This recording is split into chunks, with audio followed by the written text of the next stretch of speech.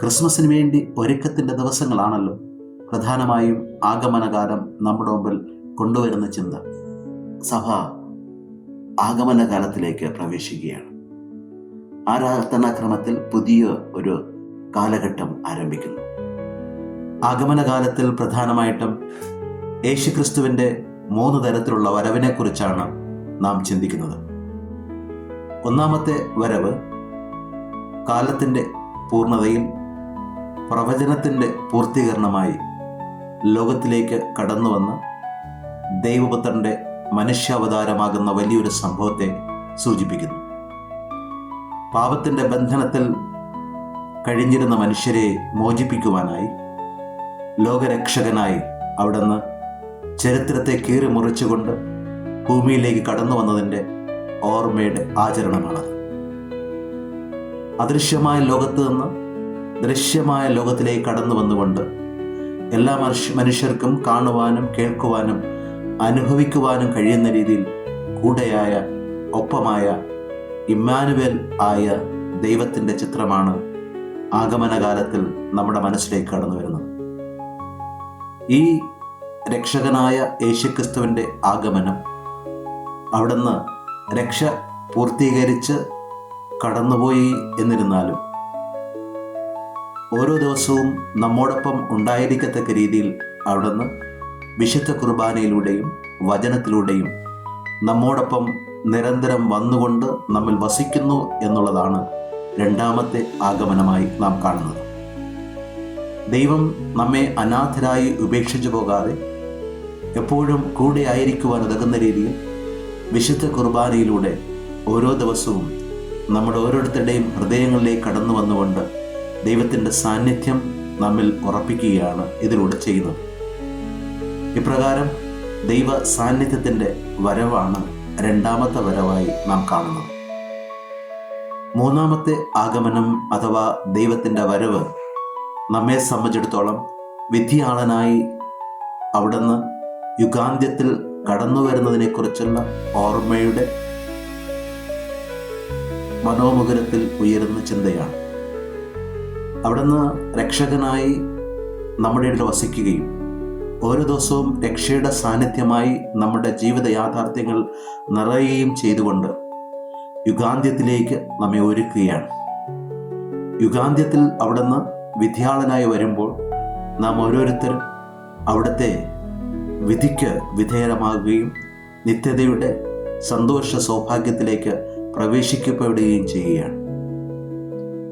നാം ഈ വരവിൻ്റെ മുൻ ആസ്വാദനമെന്ന രീതിയിൽ യേശുക്രിസ്തുവിൻ്റെ ജനനത്തെ സ്മരിക്കുവാൻ വേണ്ടി ഒരുങ്ങുന്ന കാലഘട്ടമാണല്ലോ ആഗമനകാലമെന്നത്. ആഗമനകാലത്തെ ക്രിസ്തുനാഥൻ്റെ ജനനവുമായി ബന്ധപ്പെടുത്തിയാണ് സഭ അവതരിപ്പിച്ചിരിക്കുന്നത്. യേശുക്രിസ്തുവിൻ്റെ ജനനം തന്നെ ആഘോഷിച്ചു തുടങ്ങിയത് കോൺസ്റ്റന്റൈൻ ചക്രവർത്തി മാനസാന്തരപ്പെട്ട് ക്രിസ്തുമതത്തിലേക്ക് വന്നതിന് ശേഷമാണ്. 336 ആദ്യമായി ക്രിസ്മസ് ആഘോഷിച്ചതെന്നാണ് ചരിത്രം പറയുന്നത്. ആഗമനകാലത്തിലെ 4 ആഴ്ചകൾ ക്രമപ്പെടുത്തിയത് 6-ാം നൂറ്റാണ്ടിലാണ്. ഇന്ന് കാണുന്ന ആരാധനാ രീതിയും ആരാധനാക്രമവുമൊക്കെ 6-ാം നൂറ്റാണ്ട് മുതലാണ് സഭയിൽ കടന്നു വന്നത്. ഈ 4 ആഴ്ചകളും പ്രത്യേകമായ രീതിയിൽ യേശുക്രിസ്തുവിൻ്റെ മനുഷ്യാവതാരവുമായി ബന്ധപ്പെട്ട രഹസ്യങ്ങൾ ധ്യാനിക്കുവാനും പ്രാർത്ഥിക്കുവാനും സഭ നമ്മെ ആഹ്വാനം ചെയ്യുകയാണ്. ഒന്നാമത്തെ ആഴ്ചയിൽ പ്രത്യാശയുടെ ചിന്തകളാണ് നമ്മുടെ മനസ്സിലേക്ക് കടന്നു വരുന്നത്. ലോകരക്ഷകനായ യേശുക്രിസ്തു നൽകുന്ന പ്രത്യാശ പ്രതികൂലമായ കാലഘട്ടങ്ങളിലും സാഹചര്യങ്ങളിലും എപ്പോഴും നമുക്ക് പ്രചോദനമാകുന്ന രീതിയിൽ നമ്മുടെ ജീവിതത്തിൽ യാഥാർത്ഥ്യമായി തീരണമെന്നുള്ളതാണ് ഈ ചിന്തയിലൂടെ നമുക്ക് കിട്ടുന്നത്. രണ്ടാമത്തെ ആഴ്ച പ്രത്യേകമായും പ്രതീക്ഷയിൽ തുടങ്ങുന്ന ആഗമനം സമാധാനത്തിൻ്റെ മാർഗങ്ങളിലൂടെ നമ്മെ നയിക്കുന്നു എന്നുള്ളതാണ്. രണ്ടാമത്തെ ആഴ്ച നമ്മുടെ ചിന്തകൾ പ്രധാനമായിട്ടും അവിടുന്ന് ലോകത്തിലേക്ക് കൊണ്ടുവന്ന സമാധാനവുമായി ബന്ധപ്പെട്ടതാണ്. സമാധാനത്തിനെതിരായി ഉണ്ടാകുന്ന വെല്ലുവിളികളെ അതിജീവിച്ച് യേശു സംസ്ഥാപിച്ച സമാധാനത്തിൻ്റെ മാർഗത്തിൽ നമ്മെ തന്നെ നിലനിർത്തി മുന്നോട്ട് കൊണ്ടുപോകാനുള്ള ആഹ്വാനമാണ് അത് നൽകുന്നത്. മൂന്നാമത്തെ ആഴ്ച കർത്താവിൻ്റെ ജനത്തോട് നാം അടുക്കുന്ന ദിവസങ്ങളാണല്ലോ. അതുകൊണ്ട് തന്നെ 3-ാമത്തെ ആഴ്ചയിൽ നമുക്ക് സന്തോഷത്തെക്കുറിച്ചുള്ള, ആനന്ദത്തെക്കുറിച്ചുള്ള ചിന്തകളാണ് സഭ പങ്കുവച്ച് നൽകുന്നത്. യേശു കൊണ്ടുവരുവാൻ പോകുന്ന ആ രക്ഷയാകുന്ന ആനന്ദം ജീവിതത്തിലുടനീളം യാഥാർത്ഥ്യമാക്കി രക്ഷാകരമായ സംഭവങ്ങൾ അയവിറക്കുവാനും അങ്ങനെ രക്ഷയിൽ ജീവിതത്തെ സമർപ്പിതമാക്കിക്കൊണ്ട് നവീകരിക്കുവാനുമുള്ള ആഹ്വാനം നമുക്ക് നൽകുകയാണ്. 4-ാമത്തെ ആഴ്ച പ്രധാനമായിട്ടും സമാധാനത്തിൽ നിറഞ്ഞ് സന്തോഷത്തിൽ പൂർണ്ണമായി യേശുക്രിസ്തുവാകുന്ന സ്നേഹത്തെ ജീവിതത്തിൽ സ്വന്തമാക്കുവാനുള്ള ആഹ്വാനമാണ് നൽകുന്നത്. സ്നേഹത്തിൻ്റെ ആഴ്ചയാണ് 4-ാമത്തേത്. സ്നേഹം ദൈവം തന്നെയാണല്ലോ.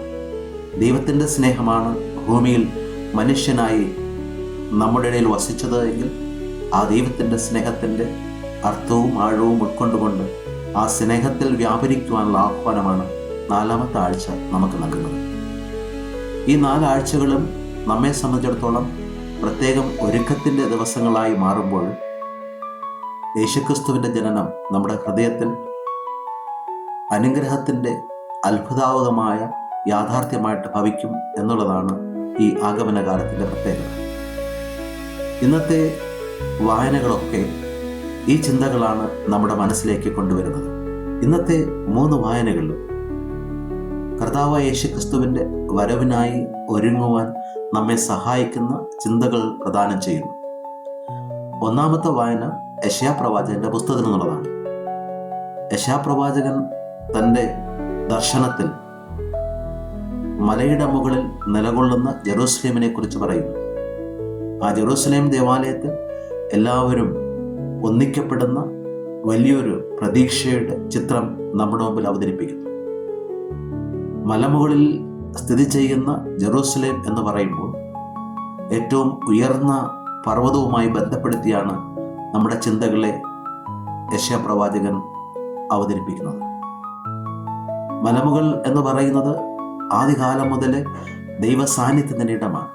ദൈവം വസിക്കുന്ന സാന്നിധ്യത്തിൻ്റെ അടയാളമായി മലകളെ കാണുകയും മലകളിൽ പ്രാർത്ഥിക്കുവാനും ബലിയർപ്പിക്കുവാനുമൊക്കെ പോകുന്ന ചരിത്രപരമായ കഥകൾ നമുക്കറിയാവുന്നതാണ്. ഇവിടെ മലയുടെ ഉയർച്ച എന്ന് നമ്മെ ചിന്തിപ്പിക്കുവാൻ വേണ്ടി യെശയ്യാപ്രവാചകൻ അവതരിപ്പിക്കുന്ന ചിന്ത, നമ്മുടെ ജീവിതത്തിൽ മല എന്ന് പറയുന്നതിന് ആത്മീയമായ ഒരർത്ഥം കൽപ്പിച്ച് നൽകാവുന്നതാണ്. നമ്മുടെ ശരീരത്തിൻ്റെ, മനസ്സിൻ്റെ, ജീവിതത്തിൻ്റെ ഏറ്റവും വലിയ മൂല്യമാണ് മലയുടെ മുകൾ എന്നത്. നമ്മുടെ ചിന്തകളും നമ്മുടെ വികാരങ്ങളും നമ്മുടെ തീരുമാനങ്ങളുമൊക്കെ പ്രധാനമായും ആത്മീയമായി തീരണമെന്നും ദൈവികമായ ഈ പർവ്വതത്തിൻ്റെ മുകളിൽ എത്തത്തക്ക രീതിയിൽ പ്രഥമമായ പരിഗണന ദൈവത്തിന് നൽകണമെന്നുള്ള ചിന്തയാണ് അത് നമുക്ക് നൽകുന്നത്. ഒന്നാമത്, നമ്മുടെ ചിന്തയുടെ അഗ്രം എന്ന് പറയുന്നത് ദൈവ സാന്നിധ്യത്തിൻ്റെ പ്രധാന തലങ്ങളുമായി ബന്ധപ്പെട്ടിരിക്കണമെന്നാണ്. ലൗകികമായ ചിന്തകളും ലൗകികമായ കണക്കൂട്ടലുകളുമായി ജീവിതത്തെ മുന്നോട്ട് നയിക്കുമ്പോൾ പലപ്പോഴും ദൈവം എന്നുള്ള വിചാരം നമുക്ക് നഷ്ടമാകും. ആഗമനകാലത്തിൽ നാം സ്വന്തമാക്കേണ്ടത് ദൈവവിചാരത്തിൽ സുദൃഢമായ ഒരു ചിന്താരീതിയാണ്. ആ ചിന്താരീതി നമ്മിലേക്ക് കടന്നു വരുമ്പോൾ മറ്റ് ചിന്തകളെ അതിജീവിക്കുവാൻ പോകുന്ന രീതിയിൽ ഈ ദൈവ സാന്നിധ്യത്തിൻ്റെ ചിന്ത ഏറ്റവും ഉന്നതമായ അവസ്ഥയായി മാറുകയും അത് നമ്മുടെ ജീവിതത്തിൻ്റെ മനോഭാവമായി രൂപപ്പെടുകയും ചെയ്യും എന്നുള്ളതാണ്. രണ്ടാമത്, നമ്മുടെ വികാരങ്ങളാണ്.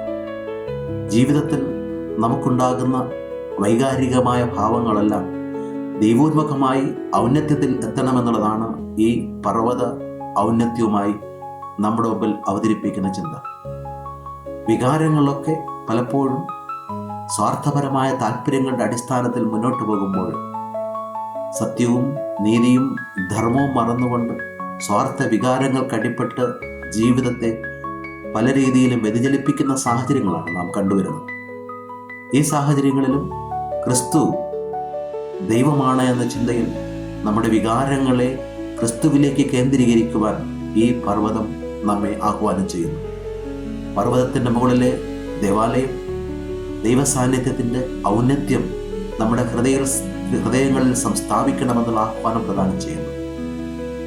മൂന്നാമതായി നമ്മുടെ വികാരങ്ങളും വിചാരങ്ങളും എത്തപ്പെടുന്നത് തീരുമാനങ്ങളിലേക്കാണ്. ഓരോ തീരുമാനവും ഓരോ ദിവസവും എടുക്കുവാൻ നാം ബാധ്യസ്ഥരാണ്. നാം എടുക്കുന്ന തീരുമാനങ്ങളെല്ലാം ഈ ദൈവ സാന്നിധ്യത്തിൻ്റെ സജീവമായ പരിഗണനയുടെ അടിസ്ഥാനത്തിൽ ആയിരിക്കണമെന്നുള്ളതാണ് ഈ ചിന്ത നമുക്ക് നൽകുന്ന പ്രധാനപ്പെട്ട ആഹ്വാനം. തീരുമാനങ്ങളൊക്കെ ഏറ്റവും ഉന്നതമായി മാറണമെങ്കിൽ ദൈവോന്മുഖമായ തീരുമാനങ്ങളായത് മാറണം. വിചാരങ്ങളും വികാരങ്ങളും നയിക്കുന്ന ചിന്തയുടെയും വികാരത്തിൻ്റെയും അടിസ്ഥാനത്തിൽ തീരുമാനങ്ങൾ എടുത്തുകൊണ്ട് അത് ദൈവ സാന്നിധ്യവുമായി വ്യാപരിക്കുന്ന രീതിയിൽ ബന്ധപ്പെടുവാനും ആ ബന്ധപ്പെടുന്ന രീതിയിൽ ജീവിതത്തെ ക്രമീകരിക്കുവാനുമുള്ള ആഹ്വാനമാണ് ഈ ആഗമനകാലം നമുക്ക് നൽകുന്നത്. രണ്ടാമത്തെ വായന പ്രധാനമായിട്ടും പൗലോസ്ലീഹായുടെ റോമാക്കാർക്ക് എഴുതിയ ലേഖനത്തിൽ നിന്നുള്ള വായനാ ഭാഗമാണ്.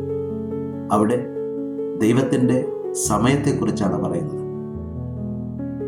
ദൈവസമയം എന്ന് പറയുന്നത് ഇന്നാണ്. ഇന്നലകൾ കടന്നുപോയി നാളെയെക്കുറിച്ചുള്ള പ്രത്യാശയിൽ നമ്മൾ ജീവിക്കുമ്പോൾ ഇന്നിൽ ജീവിക്കുവാനാണ് ഇന്നത്തെ ശക്തിയായ ദൈവത്തിൻ്റെ സാന്നിധ്യം നമുക്ക് നൽകുന്ന പ്രചോദനം. ഇന്നലത്തെ അസ്വസ്ഥതകളെ ക്രിസ്തുവിൽ സമർപ്പിച്ചുകൊണ്ട് വരാനിരിക്കുന്ന പ്രതീക്ഷ മുഴുവനും കർത്താവായ യേശു ക്രിസ്തുവിൽ അർപ്പിച്ചുകൊണ്ട് ജീവിതത്തെ ഇന്നിൽ പണിതുയർത്തുവാൻ വേണ്ടിയാണ് പൗലോസ്ലീഹ ആഹ്വാനം ചെയ്യുന്നത്. ഇന്നിൽ ജീവിതത്തെ പണിതുയർത്തുവാൻ കഴിയുന്ന രീതിയിൽ നമ്മുടെ ജീവിതം പ്രകാശത്തിൽ ആയിരിക്കണമെന്ന് പൗലോസ്ലീഹ നമ്മെ ഓർമ്മപ്പെടുത്തുന്നു. ഈ പ്രകാശം അന്ധകാരത്തിൽ നിന്ന് ക്രിസ്തുവിൻ്റെ സജീവമായ സാന്നിധ്യത്തിലേക്ക് നമ്മെ ആനയിക്കുന്നു. ആ പ്രകാശം തന്നെയാണ് ജീവിതത്തെ മുന്നോട്ട് നയിക്കേണ്ട പ്രചോദനമായി മാറേണ്ടത്. അന്ധകാരത്തോട് വിട പറഞ്ഞുകൊണ്ട് പ്രകാശത്തിൽ വസിക്കുവാനുള്ള അവകാശവും അധികാരവുമാണ് മനുഷ്യാവതാരം ചെയ്ത ക്രിസ്തുനാഥൻ നമുക്ക് നൽകിയിരിക്കുന്നത്. യോഹന്നാൻ ശ്ലീഹ പറയുന്നത് പോലെ അന്ധകാരത്തിൽ കഴിഞ്ഞിരുന്ന ഒരു ജനത പ്രകാശം ഉദയം ചെയ്തതായിട്ട് കണ്ടു. ഈ ഉദയം ചെയ്യപ്പെട്ട പ്രകാശത്തിൻ്റെ കിരണങ്ങളാണ് ഈ ആഗമനകാലത്തിൽ നമ്മെ പ്രകാശത്തിൻ്റെ പന്ഥാവിലൂടെ ആനയിക്കേണ്ടത് എന്ന് വരുന്നു. ആഗമനകാലം ക്രിസ്മസിനെ കുറിച്ചുള്ള ഒരുക്ക ചിന്തകളാണ് നമ്മുടെ മനസ്സിലേക്ക് കൊണ്ടുവരുന്നത്. അത് പലപ്പോഴും ബാഹ്യമായ ആചാരാനുഷ്ഠാനങ്ങളുടെ തലങ്ങളിൽ നിലകൊള്ളുന്നതാണ്. ബാഹ്യമായി എങ്ങനെ ഈ ഒരുക്കം നടത്താമെന്ന രീതിയിൽ നാം ചിന്തിച്ച് കണക്കുകൾ കൂട്ടി വയ്ക്കാറുണ്ട്. പുതിയ വസ്ത്രങ്ങളിലൂടെയും സമ്മാനങ്ങളിലൂടെയും പലതരത്തിലുള്ള കാർഡുകൾ കൈമാറിയുമൊക്കെ ബാഹ്യമായ രീതിയിൽ ആഘോഷം മോടി പിടിപ്പിക്കുവാൻ നാം ശ്രമിക്കാറുണ്ട്. പ്രത്യേകമായ വിരുന്നുകളും സൽക്കാരങ്ങളും സ്വീകരിച്ചുകൊണ്ടും നൽകിക്കൊണ്ടും ഈ ദിവസങ്ങളെ നാം കൂടുതൽ ആകർഷകമാക്കി തീർക്കാറുണ്ട്. എന്നാൽ ശരിയായ ഒരുക്കം എന്നുള്ളത് നിരന്തര സാന്നിധ്യബോധമാണ്. കൂടെയുള്ള ദൈവത്തിൻ്റെ സാന്നിധ്യം വിശുദ്ധ കുർബാനയിലൂടെയും വചനത്തിലൂടെയും തിരിച്ചറിഞ്ഞുകൊണ്ട് അതിന് നമ്മെ തന്നെ പൂർണ്ണമായും സമർപ്പിച്ചുകൊണ്ടുള്ള ഒരു ജീവിതശൈലി അവലംബിക്കേണ്ട സമയമാണ് ആഗമനകാലം. ദൈവം കൂടെ വസിക്കുന്ന വിശുദ്ധ കുർബാനയുടെ സാന്നിധ്യബോധം നിരന്തരം നടക്കുന്ന സംഭവമായതുകൊണ്ട് അത് സാധാരണമാണ് നമ്മെ സംബന്ധിച്ചിടത്തോളം. പക്ഷേ ഈ സാധാരണത്വത്തിലും അസാധാരണമായ ദൈവിക ഇടപെടൽ കാണുവാൻ കഴിയുന്ന രീതിയിൽ അനുഗ്രഹപ്രദമായ ബന്ധങ്ങൾ അതിലൂടെ വളർത്തിയെടുക്കുവാൻ നമുക്ക് കഴിയുന്ന അവസരമായിട്ട് ഈ ആഗമനകാലം മാറണം. ആഗമനകാലത്തിൽ നാം ചെലവഴിക്കുന്ന സമ്പത്തും സമയവും മറ്റുള്ളവർക്ക് സഹായകമാകുന്ന രീതിയിൽ കൂടി ആകുവാൻ ശ്രദ്ധ വേണ്ടതുണ്ട്. ഈ ക്രിസ്മസ് കാലഘട്ടത്തിൽ പാവപ്പെട്ടവർക്ക് വേണ്ടി എന്തുമാത്രം സഹായം ചെയ്യുവാൻ കഴിയുമോ എന്നുകൂടി ചിന്തിക്കുന്നത് നന്നായിരിക്കും. പുൽക്കൂടിൽ പിറന്ന പൊന്നുണ്ണിയെ മുന്നിൽ കണ്ടുകൊണ്ട് പൊന്നുണ്ണിക്ക് ഒരു വീട് അല്ലെങ്കിൽ പൊന്നുണ്ണിക്ക് വേണ്ടി ഒരു പ്രത്യേകമായ ആളിനെ കണ്ടെത്തി സഹായിക്കൽ, അത് പലതരത്തിൽ രോഗങ്ങൾ അനുഭവിക്കുന്ന വ്യക്തികൾക്കാകാം. അതുമല്ലെങ്കിൽ വീടില്ലാത്ത സഹോദരങ്ങൾക്ക് വേണ്ടിയാകാം. അതുമല്ലെങ്കിൽ ദാരിദ്ര്യത്തിൻ്റെ പടുകുഴിയിൽ വീണ് കിടക്കുന്ന സഹോദരങ്ങളെ കരകയറ്റുവാൻ ഉതകുന്ന പദ്ധതികളിലൂടെ ആയിരിക്കാം. ചെറിയ ചെറിയ സംഭാവനകളാലും ചെറിയ ചെറിയ സഹായങ്ങളാലും എപ്രകാരം സഹോദരങ്ങളെ കർത്താവ് യേശുക്രിസ്തുവിൻ്റെ ജനനത്തിന് യോഗ്യതയുള്ളവരാക്കി മാറ്റാം എന്നുള്ളതായിരിക്കണം നമ്മുടെ ചിന്ത. അതിന് സഹായമാകുന്ന രീതിയിൽ കർത്താവ് കൂടെയാണെന്നുള്ള ബോധ്യം ഓരോ ദിവസവും നമുക്ക് അയവിറക്കുവാൻ കഴിയണം. അങ്ങനെ കൂടെയുള്ള ദൈവത്തിൻ്റെ സാന്നിധ്യ ബോധം നമ്മെ സംബന്ധിച്ചിടത്തോളം സഹോദരനിലേക്കുള്ള ഒരു തുറവിയായി മാറുകയും ആ സഹോദരനിലേക്ക് എത്താനുള്ള പാലം പണിയുന്നതിന് സഹായകമായിട്ട് മാറുകയും ചെയ്യും. ഈ ആഗമനകാലത്തിലെ 4 ആഴ്ചകളും നമ്മെ സംബന്ധിച്ചിടത്തോളം ഇപ്രകാരം ഒരു ആത്മീയ ഒരുക്കത്തിൻ്റെ പ്രവേശന കാലഘട്ടമായി മാറ്റിയെടുക്കാൻ പരിശ്രമിക്കാം. യെശയ്യാ പ്രവാചകൻ നമ്മുടെ മുമ്പിൽ അവതരിപ്പിക്കുന്ന ആ ഉയർന്ന പർവ്വതം നമ്മുടെ ജീവിതത്തിൽ യേശുക്രിസ്തുവിൻ്റെ ജനനത്തിലേക്കുള്ള ഒരു കയറ്റമായിട്ട് മാറ്റാം.